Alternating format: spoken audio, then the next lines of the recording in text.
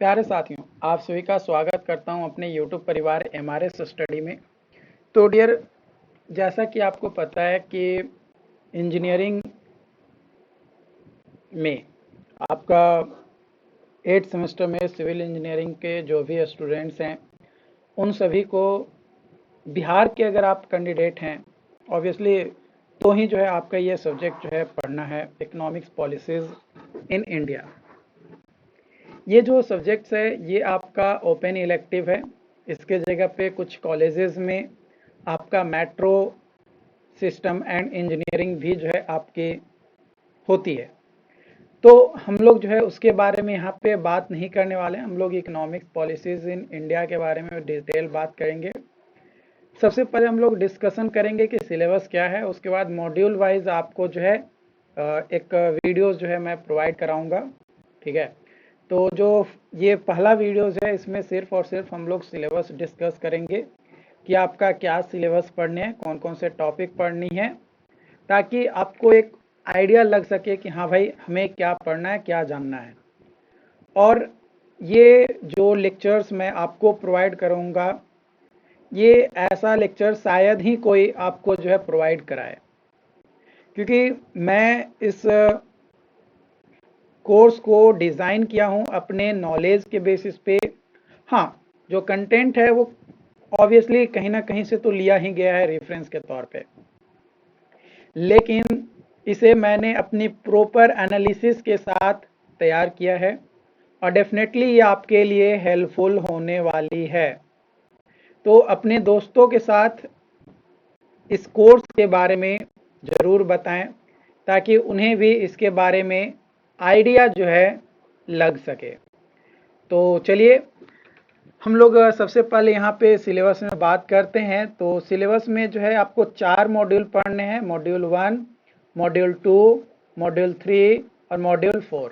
Okay, module 1 में framework of Indian economy, यानी Indian economy कैसे बना है ना, उसका फॉर्मेशन कैसे होता है, उसके बारे में आपको जो है पढ़ना है, जिसमें employment, unemployment, nature, equality, urbanisation, है ना, आपका economic growth, features, national income, per capita income, GDP, features of economic growth, इन सभी चीज़ों के बारे में आपको जो है डिस्कस करनी है। मतलब इसके बारे में हम लोग जो है अपनी इस मॉड्यूल में डिस्कस करेंगे वन बाय वन सारी चीज़ों को। कौन कौन से सेक्टर्स हमारे हैं, इकोनॉमिक सिस्टम कितने तरीके के होते हैं, नेशनल इनकम कैसे कैलकुलेट किया जाता है, सारी चीज़ें हम लोग डिस्कस करेंगे। इसके बाद है आपका मॉड्यूल नंबर 2। मॉड्यूल नंबर 2 में हम लोग जो है यहाँ पे डिस्कस करेंगे स्ट्रेटजी इन इंडियन, है ना, किस तरीके से जो डेवलपमेंट, इकोनॉमी को डेवलप करने के लिए कौन कौन से तरीकाएं हैं, मतलब पॉलिसीज हो गया, या कौन से इक्विपमेंट यूज किए जाते हैं, है ना, क्या इंडिया में किया गया कि भाई जो इकोनॉमी है उसको डेवलप किया जा सके। तो उसके लिए जो है एग्रीकल्चरल क्षेत्र में जो है जो एमएसपी है उसको इंट्रोड्यूस किया गया, है ना। इसके अलावा आपका जो है जो इकोनॉमिक पहले के जो मतलब प्री बात किया जाए 1991 के पहले, माने इंडिपेंडेंस के जस्ट बाद, और 1991 के पहले का जो पीरियड था, उस समय जो इकोनॉमिक में हमारे देश में कई सारे आपके इंडस्ट्री खोलने के लिए परमिशन लेना पड़ता था सरकार का, प्लस उसमें सरकार की हिस्सेदारी भी होती थी। तो उस चीज़ को कैसे चेंज किया गया, कैसे रिफॉर्म आए, है ना, प्राइवेटाइजेशन क्या होता है, कैसे वो इकोनॉमी को हेल्प किया, इन सभी चीज़ों के बारे में हम लोग जो है मॉड्यूल 2 में डिस्कस करेंगे। मॉड्यूल 3 में इकोनॉमिक पॉलिसीज और इंफ्रास्ट्रक्चर डेवलपमेंट के बारे में, energy, transportation, social infrastructure, education, health, gender issues, है ना, सोशल इंक्लूजन्स, कौन कौन से पॉलिसीज बनाई गई ताकि जो सोसाइटी है उसको बेटर इंफ्रास्ट्रक्चर के साथ साथ बेटर डेवलपमेंट भी जो है देखने को मिले। तो इसके बारे में हम लोग जो है मॉड्यूल 3 में डिस्कस करेंगे। और लास्टली है आपका मॉड्यूल नंबर 4। तो मॉड्यूल नंबर 4 में हम लोग डिस्कस करेंगे कि भाई इंडस्ट्री आया तो इंडस्ट्री से क्या डेवलपमेंट देखने को मिला।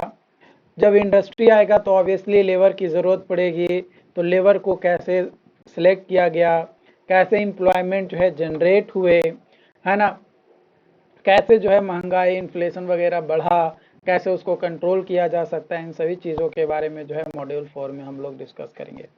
तो 1 बाय 1 सारी चीज़ें हम लोग जो है डिस्कस करेंगे। बस आप जो है हमारे साथ जुड़े रहिए। और ऑब्वियसली आप इस कोर्स में ज्वाइन किए हैं तो ऑब्वियसली आप पूरी चीज़ों को 1 बाय 1 आप जो है पढ़ेंगे।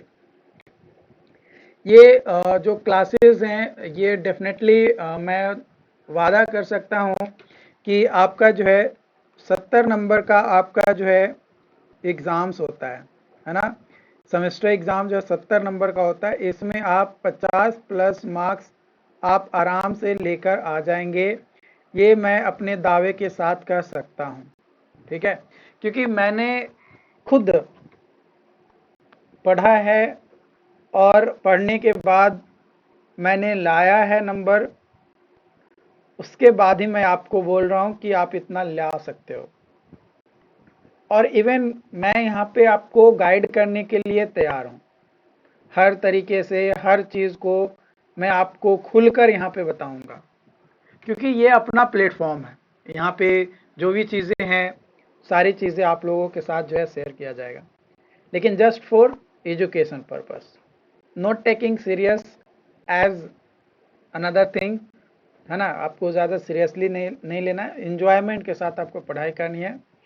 और ये जो सब्जेक्ट्स है ये इजी है, एक बार अगर आपको पढ़ने में मन लग गया तो आप इसको आसानी से कंप्लीट कर लेंगे और हंसते खेलते आपका जो ये सब्जेक्ट्स है वो कंप्लीट हो जाएगा। आपको ज़्यादा टाइम इस पे देने की ज़रूरत नहीं है। मैक्स टू मैक्स, है ना, मैक्स टू मैक्स अगर 7 डेज कंटिन्यूअस अगर आप इस पे फोकस दे देंगे, है ना, 7 दिन लगातार अगर मैक्सिमम इस पे फोकस दे देंगे, आपका ये सब्जेक्ट कंप्लीट हो जाएगा। लेकिन बशर्ते सिर्फ पढ़ लेने से नंबर नहीं आती है। नंबर लाने के लिए या इस कॉन्सेप्ट को प्रॉपर तरीके से समझने के लिए आपको जो है मेहनत अपने लेवल पे जोरों शोरों से करना होगा, प्लस रिवीजन ज़रूरी है। क्योंकि कोई भी चीज़ें आप पढ़ तो लोगे लेकिन रिवीजन ज़रूरी है। तो रिवीजन के लिए आप लोगों को जो है थोड़ा काम करना होगा। और इससे रिलेटेड डाउट्स रहते हैं तो आप चैट बॉक्स में बताइएगा, है ना। तो ये तो पहला बस इंट्रो था आपका सिलेबस का, तो दैट्स एनफ। और अपनी पढ़ाई में आपको जो है पीछे नहीं हटना है, किसी को ना कम समझना है और ना ही किसी को बहुत ज़्यादा समझना है आपको। ठीक है, तो ये चीज़ें आपको जो है ध्यान रखनी है। ओके, बाकी मिलते हैं अगली वीडियोस में, है ना। अपना मॉड्यूल 1 वाइज हम लोग जो है यहाँ पे स्टार्ट करेंगे, तो उसके साथ स्टार्ट हम लोग यहाँ पे करते हैं। ओके।